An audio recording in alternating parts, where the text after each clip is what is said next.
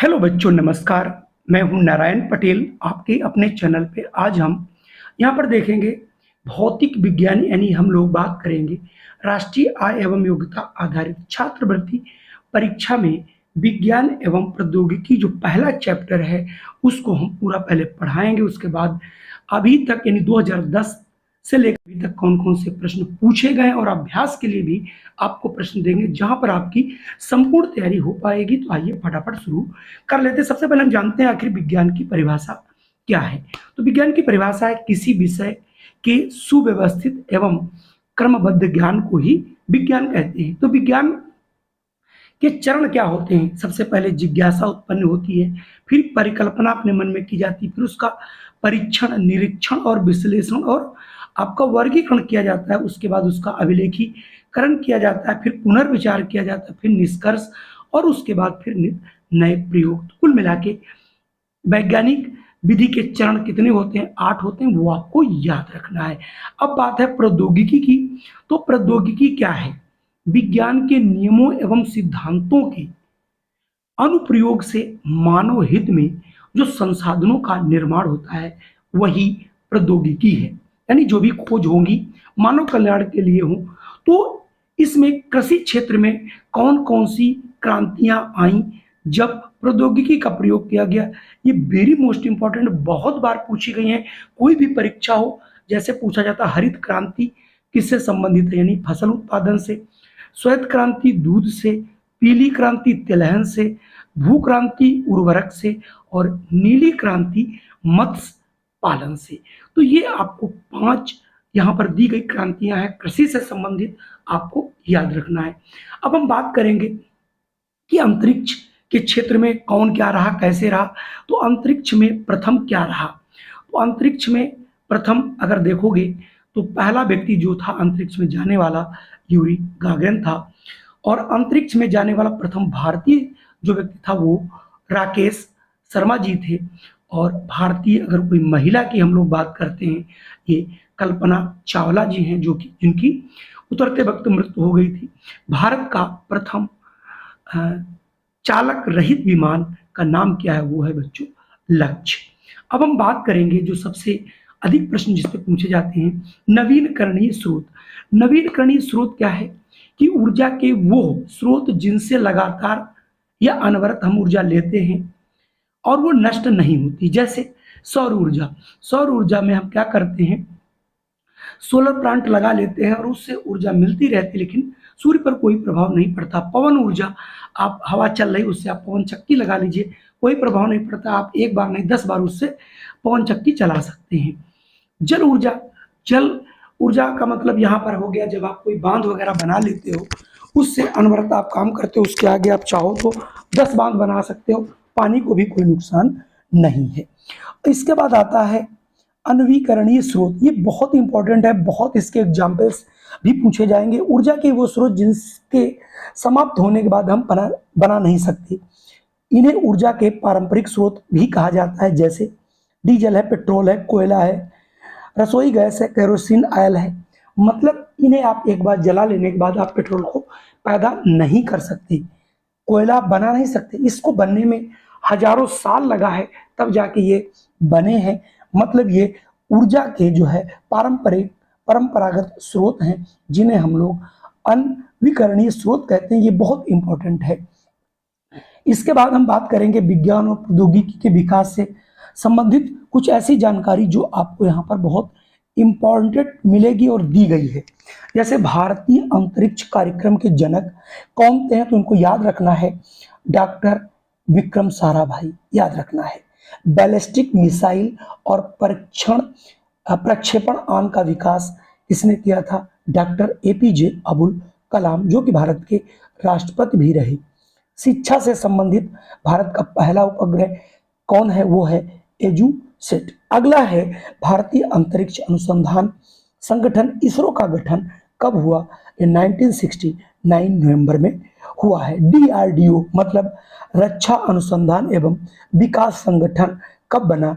ये 1958 यानी 1985 को बना। आइए अब और इसमें कुछ बचा है उसे आगे देखते हैं। अगला है राष्ट्रीय अंतरिक्ष अनुसंधान समिति का गठन कब हुआ? 1962 नवंबर में। शरीर के अंदर यानी पेट की जांच जो की जाती है उसको क्या कहते हैं? इंडोस्कोपी। बहुत प्रश्न कई बार पूछा गया। शरीर के आंतरिक अंगों की जांच कौन करता है? एक्सरे। सभी लोग जानते हैं, गांव में बहुत प्रसिद्ध है। शिक्षा के स्तर को सुधारने के लिए आईसीटी योजना का प्रारंभ कब किया गया? ये 2004 में। अब बात हम लोग करेंगे भारतीय वैज्ञानिक और उनका योगदान विज्ञान में क्या क्या रहा, उन्होंने क्या खोजा, क्या पाया, वो सारी चीजें आपको यहाँ पर एक जगह देखने को मिल जाएंगी। इसके अगर आपको पीडीएफ भी चाहिए तो आप हमें कमेंट करिएगा और हमारे व्हाट्सएप ग्रुप से भी जुड़ जाइएगा, जहां से हम आपको यहाँ पर डिस्क्रिप्शन बॉक्स में ये सारी चीजें आपको दे देंगे, जिससे आप इनका अध्ययन भी कर सकते हो। जगदीश चंद्र बसु ये पौधों की संवेदनशीलता इनकी खोज की इन्होंने। सीवी रमन साहब ने प्रकाश का प्रकीर्णन यानी रमन प्रभाव के नाम से। एस रामानुजम संख्या सिद्धांत से। S N Bose quantum mechanics और गॉड पार्टिकल। मेघ शाह नाथ साहा तापीय आयनीकरण। दूसरा है टी आर शेषाद्री, इन्होंने ऑर्गेनिक केमिस्ट्री यानी औषध विज्ञान में खोज की। होमी जहांगीर बाबा बहुत इंपॉर्टेंट है, परमाणु और कॉस्मिक जो है विकिरण की खोज करी। विक्रम साराभाई अंतरिक्ष अनुसंधान की खोज की। डॉक्टर एपीजे अब्दुल कलाम प्रक्षेपण शास्त्र और आपका मिसाइल यानी मिसाइल मैन के नाम से जाना जाता है इन्हें। डॉक्टर कस्तूरी रंगन प्रक्षेपण शास्त्र। डॉक्टर हरगोविंद सिंह खुराना, इन्होंने अनुवांशिकी कोड की स्थापना की। सुब्रमण्यम चंद्रशेखर खगोल विज्ञान और कल्पना चावला अंतरिक्ष विज्ञान। इसके बाद विदेशी जो वैज्ञानिक है जिनका योगदान रहा और जो अभी तक आपको प्रश्न पूछे गए उनके भी हम नाम आपको यहाँ पर जो वेरी मोस्ट इंपॉर्टेंट उन्हें हम बता देते हैं। तो देखिए, एडवर्ड जेनर साहब ने रोगों से रक्षा हेतु वैक्सीन की खोज की। अलेक्जेंडर फ्लेमिंग पेंसिलिन की खोज की। रेडियम और पोलोनियम की खोज मैडम क्यूरी ने की। दूरबीन की खोज गैलीलियो ने की। ग्रामोफोन और विद्युत की खोज थॉमस एल्वा एडिसन ने की है। रेडियो की मार्कोनी ने की है। परमाणु बम का जो खोज है वो ऑटो हान ने किया है। गुरुत्वाकर्षण का सिद्धांत न्यूटन ने दिया है। विद्युत सेल जो है वोल्टा ने दिया है। डायनमो फैराडे ने दिया है। एक्सरे रंजन ने दिया है और टेलीविजन का जीएल बेयर्ड ने दिया है और आपका photo electric effect Albert Einstein ने दिया है। अब हम आगे बढ़ते हैं और आगे देखते हैं कि किन वैज्ञानिकों को प्रौद्योगिकी के लिए नोबेल पुरस्कार मिला। तो नोबेल पुरस्कार प्राप्त करने में doctor CV Raman, doctor Hargobind Khorana, Subrahmanyan Chandrasekhar, Albert Einstein, madam Curie और अलेक्जेंडर फ्लेमिंग, इसके अलावा भी बहुत से नाम है, लेकिन ये वेरी मोस्ट इंपॉर्टेंट हैं जो बहुत पहले इनको नोबेल पुरस्कार मिला। पूर्ण जानकारी कुछ आपको ये याद रखने पड़ेंगे कि जैसे अभी बात आई थी आईसीटी का फुल फॉर्म क्या होता है, इंफॉर्मेशन एंड कम्युनिकेशन टेक्नोलॉजी, है ना। तो Indian National Committee for Space Research, भारतीय राष्ट्रीय अंतरिक्ष अनुसंधान समिति या ISRO, Indian Space Research Organisation. तो इस प्रकार से आपको ढेर सारे देखने को मिल जा रहे हैं। मैंने आपको अब बढ़ा दिया, इसको थोड़ा सा देख लीजिएगा, कभी कभी इसके लिए भी आप पर प्रश्न पूछे जा सकते हैं। अब मैं बात करता हूं 2010 से लेकर के अभी तक कौन कौन से प्रश्न पूछे गए। जल्दी से आइए इनको हम लोग देख लेते हैं। देखिए 2010 में प्रश्न पूछा गया था वायुमंडलीय दाब किस यंत्र से मापा जाता है। तो जो वायुमंडलीय दाब है आपका वो बैरोमीटर से बच्चों मापा जाता है। और बात करें अगर लैक्टोमीटर, तो ये दूध की शुद्धता इससे मापी जाती है। थर्मामीटर जो है आपका ताप शरीर का मापा जाता है। सेस्मोग्राफ जो है यहाँ पर भूकंप की तीव्रता मापी जाती है। अगर मैं अगले प्रश्न की यहाँ पे बात करता हूँ, पुनः ना प्राप्त होने वाली ऊर्जा का स्रोत क्या है, जिससे हम दोबारा ऊर्जा नहीं प्राप्त कर सकते, वो है बच्चों कोयला। तो यहाँ से आप कोयला जो है कर लेंगे। बाकी वायु है, जल है, बायोगैस, इनसे आप एनर्जी पुनः प्राप्त की जा सकती है। अगला आपके पास है ऊर्जा का नवीनकरणीय स्रोत क्या है।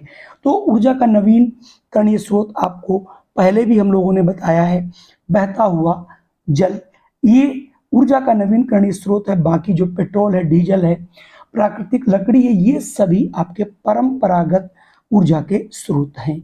अगला प्रश्न है, निम्नलिखित में से किस वैज्ञानिक ने विद्युत बल्ब की खोज की थी? तो विद्युत बल्ब की अगर खोज देखा जाए, आपको पहले भी बताया गया है, इसके पहले भी ये एडिसन ने की थी और इसके पहले भी आया था। एडवर्ड जेनर जो थे वो रोगों की रक्षा हेतु वैक्सीन की खोज किए थे। अलेक्जेंडर फ्लेमिंग पेंसिलिन की खोज की, यानी दुनिया का पहला एंटीबायोटिक। और गैलीलियो जो है उन्होंने दूरबीन की खोज की थी। इस प्रकार से आप प्रश्नों को देख लीजिए। अगला है, निम्न में भारतीय वैज्ञानिक कौन है? तो यहाँ पर भारतीय वैज्ञानिक की बात की जाती है तो यहाँ पर सीवी जो रमन साहब हैं ये भारतीय वैज्ञानिक हैं। फर्मी हो, मार्कोनी हो, एडिसन, ये सभी विदेशी जो है आपके वैज्ञानिक हैं। इसके बाद आता है ऊर्जा का अनवीकरणीय, मतलब जिससे हम दोबारा ऊर्जा नहीं प्राप्त कर सकते। पुनः क्वेश्चन देखिए 2017 में आया है। कोयला जो है ये ऊर्जा, इससे हम दोबारा प्राप्त नहीं कर सकते। आइए देखते हैं अन्य और प्रश्न। अगला प्रश्न है, एक्स किरणों के आविष्कारक कौन है? यह हम आपको पहले ही बता चुके थे। ये है आपके रोटेंजन साहब, यानी ऑप्शन यहाँ से सी वाला सही हो जाएगा। जो हॉपकिंस है, इन्होंने विटामिन की खोज की थी। मार्कोनी रेडियो की खोज किए थे। और जो ये मार्स है वो टेलीग्राफी प्रणाली की खोज की थी। अगला है, निम्नलिखित में से कौन सा अनवीकरणीय ऊर्जा का स्रोत है? बहुत बार ये प्रश्न पूछे जा रहे हैं, इसलिए इसको याद करना आपके लिए बहुत जरूरी। भूताप है, पवन ऊर्जा और ये सौर ऊर्जा, सभी आपके जो है नवीनकरणीय स्रोत हैं। लेकिन जो पेट्रोलियम गैस है ये आपकी अनवीकरणीय ऊर्जा का स्रोत है। ऊर्जा का नवीनकरणीय स्रोत फिर यहाँ पर पूछ लिया गया। तो यहाँ पर आपने सभी को हमने देखा है, चाहे वायु हो, जल हो और सूर्य हो, ये सभी हैं। तो यहाँ पर ऑप्शन आपका डी वाला बिल्कुल सही हो जाएगा। चलिए बढ़ते हैं अगले प्रश्न पर। देखता हूं मैं, अगला प्रश्न आपके लिए फिर पुनः पूछा जा रहा है, निम्नलिखित में से कौन सा अनवीकरणीय ऊर्जा का स्रोत है? अब आप इसका आंसर तुरंत बताइए। अगर नहीं आ रहा है तो यहाँ पर देखिए, चाहे कोयला हो या पेट्रोल, ये दोनों है, इसलिए यहाँ पर ऑप्शन सी हो जाएगा। तो थोड़ा सा आप लोग ध्यान जरूर दीजिएगा। सिस्मोग्राफ किसकी खोज किया? सिस्मोग्राफ से किसकी तीव्रता मापी जाती है? तो ये तो भूकंप की तीव्रता मापी जाती, पहले ही आपको बताया जा चुका है। तड़ित चालक जो है वो तड़ित सूचकांक होता है। वर्षा की तीव्रता जो है रेन गेज यंत्र से, और बादल फटना जो होता है उसको सीलोमीटर से ज्ञात किया जाता है। तो कुल मिला के ये आपके प्रश्न थे जो अभी तक पूछे गए। अब मैं वो प्रश्न लेकर के आ रहा हूँ, 16 हैं जिनके आंसर आप हमको देंगे और तीसरे दिन हम इनके आंसर आपको अपने कमेंट बॉक्स में इनके सबके आंसर देंगे, वहां से आप मिला लीजिएगा। तो आइए फटाफट उन्हें भी देख लेते हैं और आप अपने आप को जज कर पाएंगे कि आपको कितना ये चैप्टर में आ रहा है। ये 16 प्रश्न मैं पढ़ूंगा नहीं, आप इन्हें आराम से पढ़ते जाइएगा और इसे जहां पर मन हो आप इसे स्क्रीन को रोक देख सकते हैं। तो देखिए यहाँ पर ये आपके प्रश्न में धीरे धीरे आपको बढ़ा रहा हूं, जहां आपकी इच्छा हो इनको आप रोक करके प्रत्येक प्रश्न का आपको उत्तर अवश्य देना है। और देने के बाद आपको तीसरे दिन अपने प्रश्नों का मिलान करना है कि हमने कितने प्रश्न सही किए, जिससे आपको ये पता चल पाएगा कि आप किस दिशा में जा रहे हैं और आपकी तैयारी किस दिशा में है। अभी भी आपके जो है 6 प्रश्न हैं जिन्हें मैं आगे दिखाता हूं। 11वां प्रश्न आपकी स्क्रीन पर है, 12 है, 13 है, आप इन्हें देख लीजिए। आप इनके आंसर, जैसा कि मैंने आपको पहले ही बताया है, तीसरे दिन आपको स्क्रीन जो हमारा कमेंट होगा उस कमेंट में हम आपको बताएंगे और आप लोग भी हर प्रश्न का कमेंट देने की जरूर कोशिश कीजिएगा। तो बच्चों, आज का हमारा वीडियो कैसा लगा? अगर वीडियो पसंद आया हो तो आप तुरंत इसको जो है लाइक कर दीजिए और अगर चैनल पर पहली बार आए हैं तो इसे सब्सक्राइब अवश्य कर लीजिएगा, ये मेरी रिक्वेस्ट है। और अपने इष्ट मित्रों को शेयर भी कर दीजिएगा। जय हिंद, वंदे मातरम। फिर मिलता हूँ आपको एक नए चैप्टर में।